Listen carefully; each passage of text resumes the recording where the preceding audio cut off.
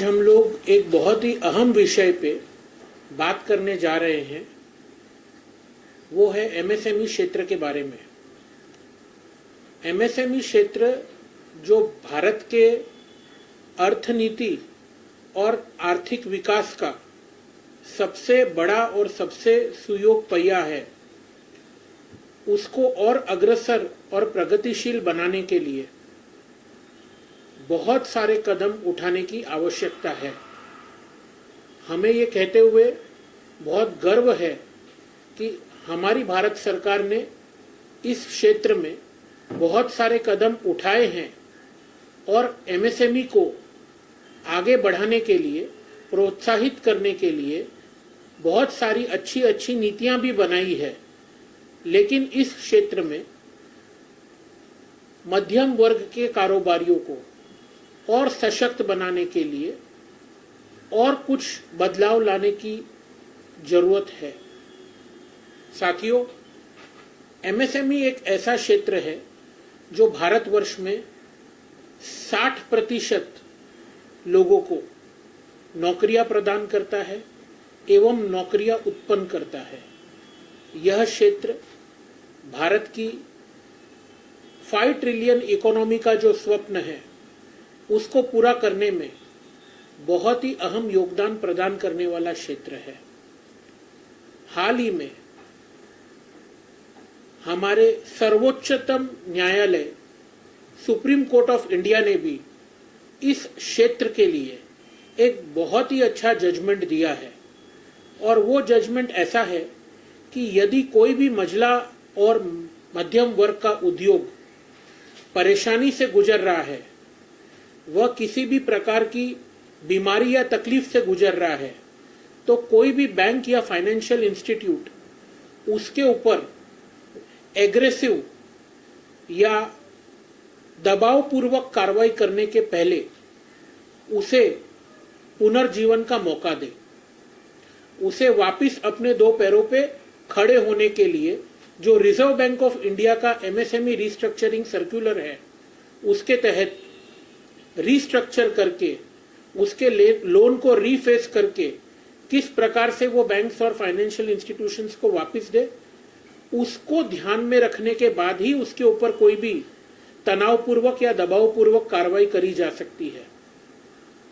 साथियों, इस देश में एमएसएमई को और सशक्त बनाने के लिए हमें कुछ और प्रावधान लाने की आवश्यकता है, जैसे कि single window mechanism for clearances of MSMEs in terms of policies और one man one line approach for MSMEs to prosper. इस देश में startup India, digital India, stand up India सब कुछ हमने देखा है और उसका फायदा भी हुआ है। पर अब वो वक्त आ गया है जब एमएसएमईज को जिस प्रकार का ट्रीटमेंट कॉरपोरेट जगत में दिया जाता है, उसको भी हम ऊपर उठाएं। एमएसएमईज भारत की आन शान और जान है, क्योंकि हर बड़ा उद्योग बड़ा इसीलिए है क्योंकि उसके साथ कुछ एमएसएमईज जुड़े हुए हैं और वो एमएसएमईज उसके ऊपर उसे सही टाइम पे प्रोडक्ट माल सप्लाई करते हैं, सर्विसेज सप्लाई करते हैं और एड्स टू ट्रेड अवेलेबल करवाते हैं। साथियों, भारत की इस 5 ट्रिलियन इकोनॉमी को आगे बढ़ाने के लिए और जल्दी प्राप्त करने के लिए हमें यह भी नहीं भूलना होगा कि इस देश का जो लीगल लैंडस्केप है, जिसको हम न्यायिक ढांचा कहते हैं, उसका भी बहुत बड़ा योगदान है। गत वर्षों में हमने सबने महसूस किया है कि किस प्रकार से हमारे न्यायालयों ने एक प्रोएक्टिव और इक्विटी बेस्ड लॉ को बैलेंस करते हुए अप्रोच रख करके फैसले दिए हैं, जिससे कि एमएसएमईज और बड़े उद्योगों को कितना फायदा हुआ है। 2016 में जो इंसॉल्वेंसी एंड बैंक्रप्सी कानून भारत सरकार लेकर के आई, ये देश के तकलीफदायक इंडस्ट्रीज के लिए एक बहुत बड़ा बदलाव और उम्मीद की किरण लेकर के आया। कहने को तो ये इंसॉल्वेंसी एंड बैंक्रप्सी कोड है, परंतु इसका उद्देश्य बिल्कुल भी रिकवरी करना नहीं है, बल्कि ये एक रेजोल्यूशन ओरिएंटेड कोड है, जिसके कारण इस देश में इतने एनपीए कम हो गए हैं जिसका कोई हिसाब नहीं है। जो ग्रॉस एनपीए पब्लिक सेक्टर बैंकों का 9% तक पहुंच गया था, वो आज 3% के नीचे आ गया है। इसमें एक और प्रावधान जो अब सरकार लेकर के आई है, जिसको हम पीपीआईआरपी कहते हैं, प्री पैक्ड इंसॉल्वेंसी, उसका भी बहुत बड़ा योगदान है कि जब व्यक्ति को खुद समझ में आ जाए कि वो तकलीफ में आने वाला है, वो अपने किए हुए कमिटमेंट्स को पूरा नहीं करने वाला है, तब वो अपने आप ही सुनिश्चित करके एक रिस्ट्रक्चरिंग या रेजोल्यूशन का पैकेज एनसीएलटी, जो कि इसकी नेशनल कंपनी लॉ ट्राइब्यूनल अधिकृत ट्राइब्यूनल है, उसके द्वारा प्रस्तावित कर करके आगे बढ़ा सकता है। तो साथियों, देश प्रगति कर रहा है और इसमें एमएसएमईज का बहुत बड़ा योगदान है, ये हमारा मूल मानना है। और हम चाहते हैं कि जितने भी आने वाले दिनों में पॉलिसीज बन रही हैं, वो प्रो एमएसएमईज बने, वो प्रो पब्लिक बने। और मुझे पूरा यकीन है कि reserve bank of India, Bharat सरकार, वित्त मंत्रालय इन सारी चीज़ों को ध्यान में रख करके उन पॉलिसीज को शेप करता आ रहा है और करता आएगा। देश में सबसे महत्वपूर्ण योगदान एमएसएमई का कृषि क्षेत्र में, मैन्युफैक्चरिंग के क्षेत्र में और सर्विसेज के क्षेत्र में रहा है। जेम पोर्टल के माध्यम से सारे एमएसएमईज का इंटीग्रेशन हुआ है और इसके कारण बहुत बड़ा फायदा एमएसएमईज को पहुंचा है। जब मैं कहता हूं कि फायदा एमएसएमईज को पहुंचा है, तो हमें यह नहीं भूलना होगा कि अंततः यह फायदा देश के लोगों को पहुंचा है, क्योंकि इससे हमारी जीडीपी की वृद्धि हुई है और इससे हमारे देश की पर कैपिटा इनकम बढ़ी है। साथियों, मैं आपको एक और बात बताना चाहूंगा कि ये सब क्यों मुमकिन हुआ है। क्योंकि देश के स्तंभ उस देश की जनता, उस देश की एग्जीक्यूटिव जो कि सरकार, और उस देश की जुडिशरी होती है। आज हम देख रहे हैं कि हमारी सरकार की नीतियों के कारण ये सारी चीजों में एक एकमेव समन्वय हुआ है, जिसके कारण ये मुमकिन हुआ है। साथियों, हम ये कहना चाहेंगे कि एमएसएमई क्षेत्र को और आगे बढ़ाना हमारी जिम्मेदारी है। मझोले उद्योग आज आगे बढ़ेंगे तभी वो कल बड़े उद्योग बनेंगे। हमारी सरकार ने 1% कंपनी का जो प्रावधान लाया है, यह भी एक लैंडमार्क रिफॉर्म है, क्योंकि आज एक व्यक्ति खुद अपनी कंपनी बना करके व्यवसाय करे, ये किसी की कल्पना में ही नहीं था, पर ये इतना बड़ा फायदा इस देश के लोगों को हुआ है जिसका कोई बयान नहीं कर सकता है। तो मेरा संक्षिप्त में एक ही बात कहना है कि सशक्त एमएसएमई सशक्त भारत है, और एमएसएमई को और मजबूत बनाने के लिए हमें सबको मिलकर के काम करना ही होगा। आखिर एक सवाल है कि एमएसएमई की आप बात करें, सरकार हर साल अपने बजट में एमएसएमई के लिए बहुत सारे प्रावधान लेके आते हैं, लेकिन उसके बावजूद भी कई सारे व्यापारी जो है वो भी नाराज है। वो हर साल ये कहते हैं कि सरकार को इस बारे में सोचें। आपके पॉइंट ऑफ व्यू कौन सा ऐसा सेक्टर है जहाँ पर जो फिलहाल डाउनफॉल चल रहा है, उस पर सरकार को खासतौर पर वित्त मंत्री निर्मला सीतारमण को देखने की जरूरत है? हमारी सरकार से निवेदन और गुजारिश रहेगी कि देश में टेक्सटाइल सेक्टर एक इतना बड़ा सेक्टर है जहां पे टफ स्कीम और एमएसएमई की कई स्कीम्स होने के बावजूद भी ग्राउंड लेवल पे जो फायदा पहुंचना चाहिए वो व्यापारियों तक नहीं पहुंचा है। तो हम उम्मीद करते हैं कि फरवरी 2026 के सालाना बजट में और अपने अलग अलग कार्यक्रमों के माध्यम से टेक्सटाइल सेक्टर के ऊपर सरकार विशेष ध्यान दे, और इसमें जो टेक्सटाइल सेक्टर के छोटे मझोले कारोबारी है जो एमएसएमई के कैटेगरी में फॉल करते हैं, उनको और किस प्रकार से रिलीफ दिया जाए उसके ऊपर विचार करें। एक बहुत अच्छी बात है कि पिछले वर्ष सरकार ने एमएसएमई का डेफिनेशन इटसेल्फ बहुत ब्रॉड कर दिया, जिसके कारण फायदा भी बहुत ब्रॉड लेवल पे लोगों को अब मिल रहा है। आज यदि आपका टर्नओवर 800 करोड़ रुपए तक है तो भी आप एमएसएमई के दायरे में आते हो, और उसके अंदर भी सरकार ने इंटरनल कैटेगराइजेशन कर दिया है। पर आपका सवाल बहुत ही अच्छा है।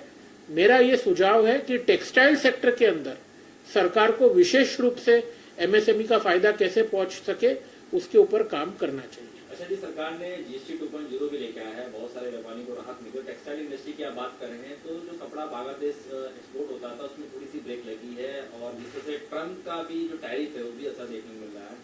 क्या लगता है कि टेक्सटाइल इंडस्ट्री को, जो भारत की बहुत पुरानी ये व्यापार है, उसे मजबूत करने के लिए सरकार को क्या कुछ कदम उठाने पड़े? क्योंकि आज भी जो धागा कपड़े में लगता है उसका भी इम्पोर्ट करते हैं, उस पर जीएसटी सरकार ने लगाया है। कपड़ा व्यापारी बहुत नाखुश नजर आ रहे हैं। सरकार का एक बहुत बड़ा एजेंडा है, वो है make in India and make for India. बात और विडंबना ये है कि मेक फॉर इंडिया की जो परिभाषा है वो हमारा व्यापारी वर्ग अभी समझ नहीं पा रहा है। हमें ये लगता है कि आज भी जो हम एक्सपोर्ट करेंगे उसके ऊपर हमें फोकस करना है, पर मेरा ऐसा सुझाव है कि सरकार का काम है आपको गवर्नेंस और निर्देश प्रदान करना। अल्टीमेटली बिजनेस जो है वो व्यापारियों का काम है, तो सरकार आपका व्यापार आके नहीं कर सकती है। रही बात बांग्लादेश की, तो वो एक पॉलिटिकल मसला जरूर है। कुछ समय के लिए ऐसी चीजें हमने गत पास्ट में भी देखा है कि होती रहती है, पर उससे हमारे कोर सेक्टर को कोई भी फर्क नहीं पड़ता है। जहां तक टैरिफ की बात हम करते हैं जो अमेरिका ने लागू की है, तो हमें दो बात और भी समझनी पड़ेगी कि यूके के साथ ऑलरेडी हमारा फ्री ट्रेड एग्रीमेंट साइन हो चुका है, और जो टैरिफ ट्रंप ने या अमेरिकी सरकार ने भारत पे इम्पोज की थी उसमें भी काफी रिविजन्स हो चुके हैं और आने वाले दिनों में होंगे। तो हम ये उम्मीद करते हैं कि हमारा जो Q4 रहने वाला है इस पे इन सारी समस्याओं का निदान हो जाएगा। जहां तक एमएसएमई कारोबारियों की बात है, मेरा उन सभी से एक निवेदन रहेगा कि सरकार का काम तो अपनी जगह है, पर हमें भी मेक फॉर इंडिया के कॉन्सेप्ट को आगे लेकर जाना होगा, जिससे कि इनकी जितनी भी समस्या है जो एक्सपोर्ट ओरिएंटेड है वो खत्म हो जाएगी। इधर जी एमएसएमई की आप बात कर रहे हैं, स्टार्टअप इंडिया के तहत बहुत सारी कंपनियां हर साल शुरू भी हो रही, लेकिन उस तरीके का कारोबार जो सरकार उम्मीद कर रही थी वो हो नहीं पा रहा है। कई सारी कंपनी शटडाउन हो रही है, पुरानी कंपनियां जो है अपनी व्यापार को जो है बंद कर रहे हैं। इसे आप कैसे देते? एक तरफ सरकार जो कह रही नई कंपनियां शुरू की, लेकिन पुरानी कंपनियों की दिवालियां निकल रहे हैं। स्टार्टअप इंडिया के तहत जो कंपनियां शुरू हुई है वो कंपनियां सरकार ने नहीं शुरू की है, वो व्यक्तियों ने शुरू की है, और व्यक्तियों का विजन और गोल क्या है उसके ऊपर उस कंपनी का भविष्य निर्भर है। तो सबसे पहली बात तो ये बहुत सराहनीय है कि स्टार्टअप इंडिया नाम का एक फोरम और प्लेटफॉर्म सरकार ने तैयार किया, जिसके कारण व्यक्ति ये सोच सका कि मैं भी व्यापारी बन सकता हूं, ना कि किसी कंपनी का पिट्ठू बन करके रह सकता हूं। अब ये आपके विजन पे डिपेंड करता है कि आप उसको किस प्रकार से चलाएं। तो मेरा ये सभी स्टार्टअप इंडिया के यंग कारोबारियों से विनम्र निवेदन रहेगा कि हमें हमारी सोच बहुत ही लंबी रखनी है। हमें कभी भी शॉर्ट टर्म प्रॉफिट के पीछे लॉन्ग टर्म गोल को नहीं मिस करना है, और हमें यह सोचना है कि money is always a by product. हम जितना लॉन्ग टर्म व्यापार को आगे बढ़ाने का सोचेंगे, पैसा अपने आप आएगा, उत्पत्ति से ही होगी। आपने कैश फ्लो की बात की, लेकिन टेक्सटाइल इंडस्ट्री में कैश फ्लो जो है वो अभी भी पुराने व्यवस्था पे ही चल रहा है। उसको आपको लगता है सुधारने की जरूरत है? कई सारे व्यापारी जो है, बहुत सारी मिलें जो है वो यही कह रहे हैं कि कैश फ्लो अगर सिस्टम सुधरता है तो हमारा व्यापार बढ़ पाएगा। बिल्कुल कैश फ्लो सिस्टम में सुधार लाने की जरूरत, और कैश फ्लो सिस्टम के बेसिस पे बैंकों को लेंडिंग करने की जरूरत। ये एक बहुत अहम कदम है जो रिजर्व बैंक ऑफ इंडिया को बैंकों को निर्देशित करना चाहिए कि जब हम आज कोई कंपनी का एसेट बेस देखते हैं कि उसके पास में क्या संपत्ति है, उसका क्या ट्रैक रिकॉर्ड है, पर साथ ही अब यह देखना बहुत जरूरी है कि उसका क्या एक्चुअल कैश फ्लो है, और उस कैश फ्लो के बेसिस पे किस प्रकार से उसे फाइनेंस की अवेलेबिलिटी कराई जाए, किस प्रकार से उस फाइनेंस की अवेलेबिलिटी स्ट्रक्चर्ड रूप में लगाई जाए व्यापार के अंदर में, वो देखने की ज्यादा जरूरत है। लास्ट 5 ईयर में आप कैसे देखते हैं व्यापार को? क्योंकि आफ्टर कोविड बहुत सारी कंपनियां शटडाउन हुई थी और प्रीवियस जो गवर्नमेंट थी, बहुत सारे व्यापारी कहते हैं कि 14 से पहले व्यापार करना बहुत अच्छा आता था, हमें मुनाफा होता था, लेकिन इसमें जीएसटी की मार है और बहुत सारे ऐसे चीजें हैं जिससे व्यापार करना बहुत मुश्किल हो गया है। मेरा ऐसा मानना है कि कोरोना काल के बाद में व्यापार करने का तरीका और व्यक्ति की सोच और जीने का तरीका दोनों बदल गया है। तो हमें यह समझना होगा कि किस प्रकार से लोगों के सोच में बदलाव आया है। रही बात 2014 के पहले की और आज की, तो हमें सबको पता है कि किस पॉलिसी पैरालिसिस के दौर से हम आज एक अग्रसर भारत की तरफ आगे बढ़े हैं।